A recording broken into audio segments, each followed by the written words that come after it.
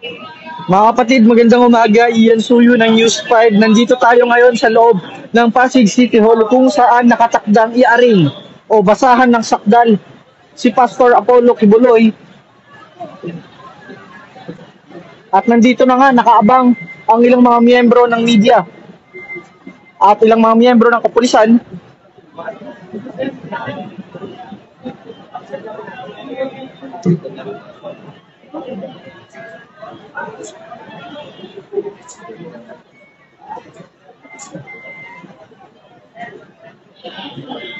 Nakita nga natin ang pagdaan ni spokesperson PNP spokesperson Jean Fajardo at ngayon inaasahan na natin na dito sa coaster na ito isinakay si Kibuloy kasama ang apat pang mga kapwa niya akusado para sa kasong human trafficking o paglabag sa RA 9208. Ngayon nga, marami ng mga miyembro ng kapulisan at media ang nakaabang.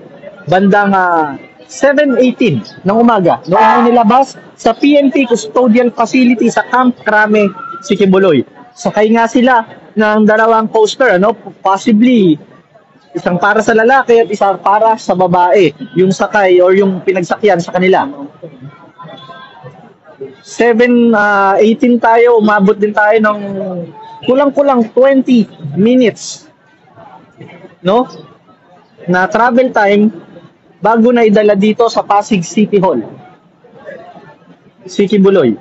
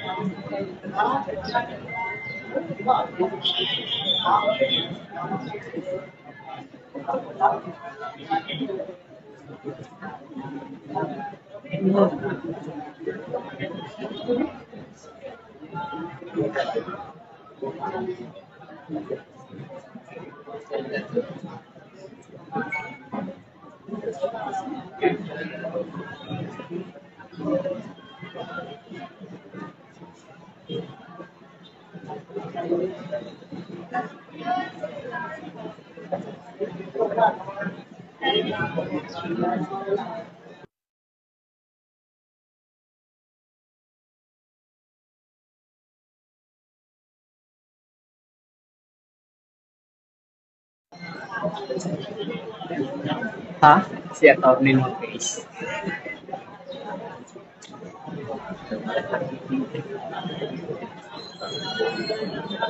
Sa ngayon nga, hinihintay pa rin natin yung pagbaba ni Kibuloy mula dito sa coaster na pinagdalhan o pinagsakyan sa kanya mula sa custodial facility kaninang umaga. Ngayong umaga, alas 7:18 nang ilabas siya sa Camp Crame. Saka dinala dito. Ayan, makikita natin si spokesperson Fajardo, Colonel Fajardo. Siya yung kumbaga naging tagapangasiwa or nakikipag-usap sa media tungkol sa mga development tungkol nga dito sa pag-hold nila kay Kibuloy. Matatandaan na linggo ng gabi nang sumuko si Kibuloy kasama ang apat pang iba pang mga kasama niya or miyembro rin ng KOJC. Sumuko sa otoridad linggo ng gabi at dinala kagad sa Camp Crame at mula doon nga ay nakadetain sila. So kung susumahin natin, maglilimang araw na silang nakadetain at ito ang unang beses na haharap sila sa korte para nga sa kaso nila na human trafficking.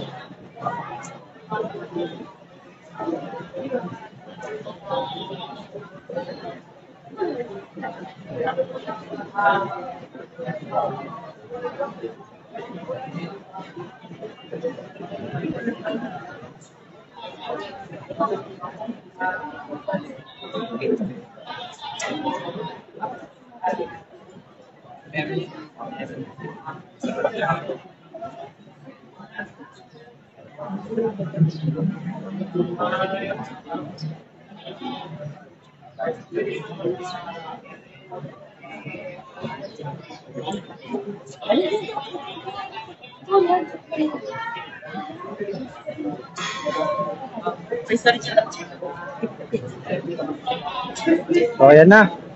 Mukhang nagsisimula ng buksan yung coaster. Nakaantabay si Colonel Fajardo.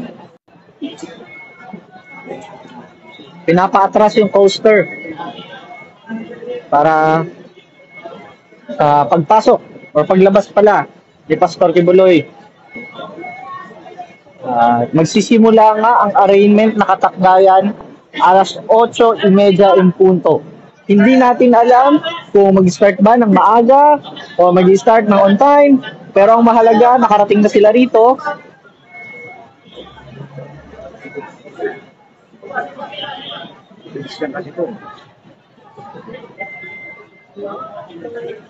Nakasunod ka rin sa convoy? Oo, kuya. Kaya na. Binuksan na po, mga kapatid, binuksan na yung coaster.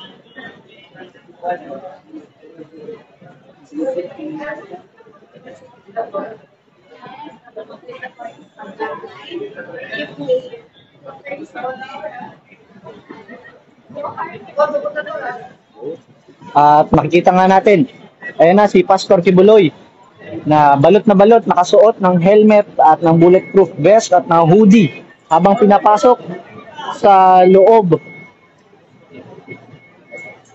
ng trial court. Dinaan kanina or pinasok na si Kibuloy sa loob ng trial court at inaasahan natin na yung mga kasama niya pa na apat ay ilalabas na rin maya-maya lamang.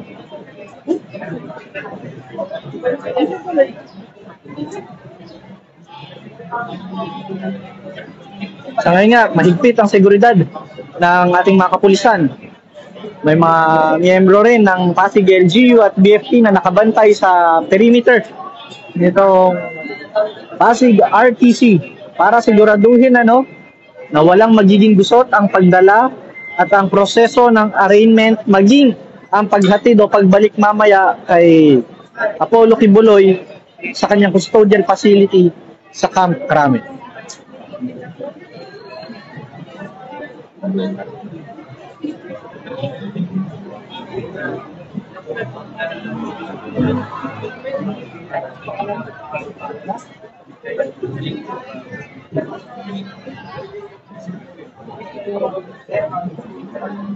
Pinasahan na ng sakdal si Pastor Apollo Kibuloy at apat niyang kapwa-akusado sa Pasig Regional Trial Court kanina.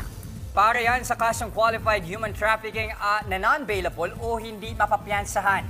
Humarap din sa arraignment ang nagrereklamo laban kay Kibuloy na sina alias Amanda na nakaranas din ng mga abuso mula sa pastor. Live mula sa Pasig City, nasa frontline ng balitang yan, si Ian Suyu. Ian, pakikwento mo nga sa amin, ano ba ang naging tugon ni Kibuloy at iba pang akusado dyan sa arraignment? Ruth, not guilty. Yan ang tugon ni Pastor Apollo Kibuloy at ng apat pa niyang kasama na sangkot sa kaso sa ginagawang arraignment sa Regional Trial Court ng Pasig City.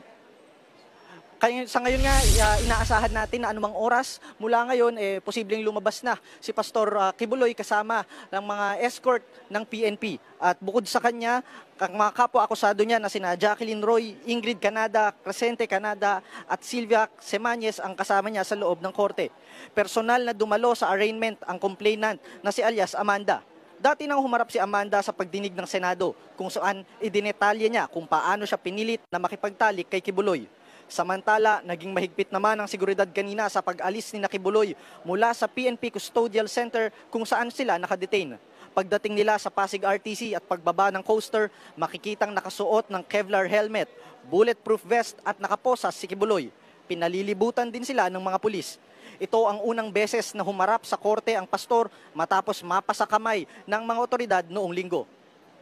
Ruth, mamayang hapon nga, meron pang separate na arraignment na nakaschedule si Kibuloy at yung 4 pa niyang kasama na co-accused niya. Ito naman ay gagawin sa Quezon City Regional Trial Court at para naman ito sa kaso na sexual and child abuse. Yun nga lang, hindi natin sigurado kung pupunta ba sila doon physically dahil posible daw na through video conferencing na lang ito.